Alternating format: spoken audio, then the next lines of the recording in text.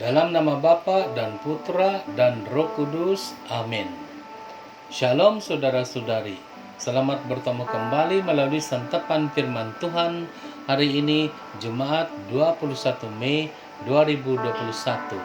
Injil untuk renungan kita pada hari ini ialah Yohanes bab 21 ayat 15 hingga 19. Mari kita sama-sama dengarkan. Yesus yang telah bangkit menampakkan diri kepada murid-muridnya. Sesudah mereka sarapan, Yesus berkata kepada Simon Petrus, "Simon, anak Yohanes, apakah engkau mengasihi aku lebih daripada mereka ini?" Jawab Petrus kepadanya, "Benar Tuhan, engkau tahu bahwa aku mengasihi engkau." Kata Yesus kepadanya, "Gembalakanlah domba-dombaku." Kata Yesus pula kepadanya untuk kedua kalinya, "Simon, anak Yohanes, apakah engkau mengasihi aku?" Jawab Petrus kepadanya, "Benar Tuhan, engkau tahu bahwa aku mengasihi engkau." Kata Yesus kepadanya, "Gembalakanlah domba-dombaku." Kata Yesus kepadanya untuk ketiga kalinya, "Simon, anak Yohanes, apakah engkau mengasihi aku?" Maka sedihlah hati Petrus karena Yesus berkata untuk ketiga kalinya, "Apakah engkau mengasihi aku?" Dan ia berkata kepadanya, "Tuhan, engkau tahu segala sesuatu. Engkau tahu bahwa aku mengasihi engkau." Kata Yesus kepadanya, "Gembalakanlah domba-dombaku. Aku berkata kepadamu, sesungguhnya ketika masih muda, engkau sendiri mengikat pinggangmu dan engkau berjalan kemana saja kau kehendaki. Tetapi jika engkau sudah menjadi tua, engkau akan mengulurkan tanganmu dan orang lain akan mengikat engkau dan membawa engkau ke tempat yang tidak kau kehendaki." Hal ini dikatakan Yesus untuk menyatakan bagaimana Petrus akan mati dan memuliakan Allah. Sesudah mengatakan demikian, ia berkata kepada Petrus, "Ikutlah aku." Demikianlah Injil Tuhan. Terpujilah Kristus.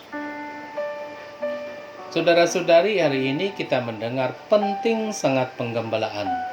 Yesus dengan percakapannya dengan Petrus bertanya tentang kasih Petrus terhadap Yesus, dan karena kasih itu harus menggembalakan domba-domba Yesus, yaitu umat-umatnya.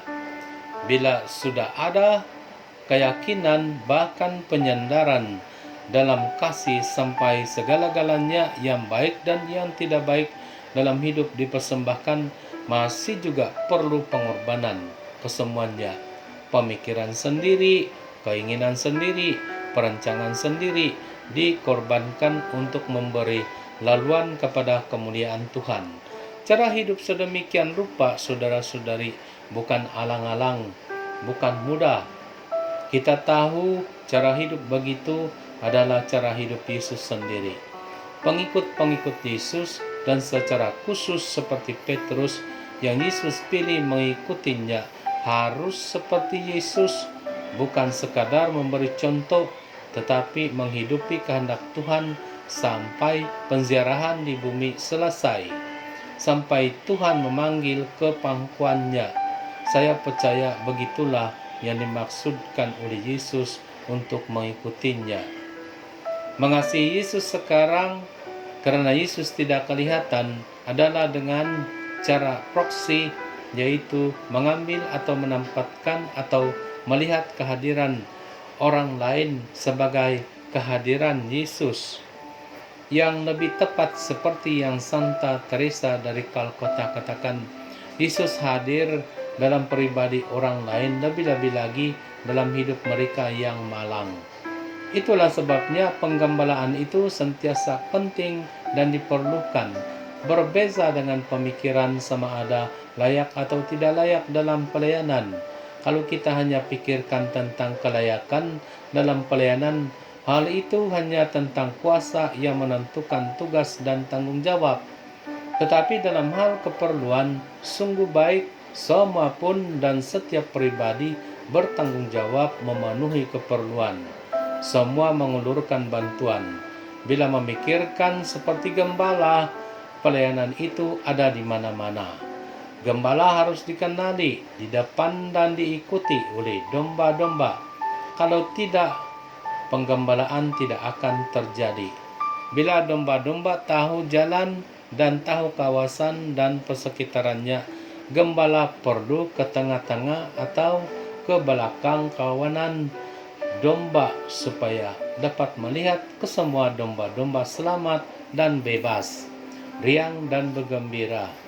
Lebih kurang begitu bayangan penggembalaan atau pelayanan dalam gereja atau dalam community, walaupun dengan menyentuh sedikit saja. Pelayanan memang luas dan banyak bahagian. Kalau kita jujur, sama ada kita ada nama dalam komite, dalam kerasulan atau tiada, tetapi memang ada nama dalam keluarga sendiri, ada nama dalam KKD sendiri, dan ada nama dalam gereja sendiri. Tertakluklah di mana saja pelayan itu. Yang terbaik ialah pelayanan atau penggembalaannya memuliakan Tuhan.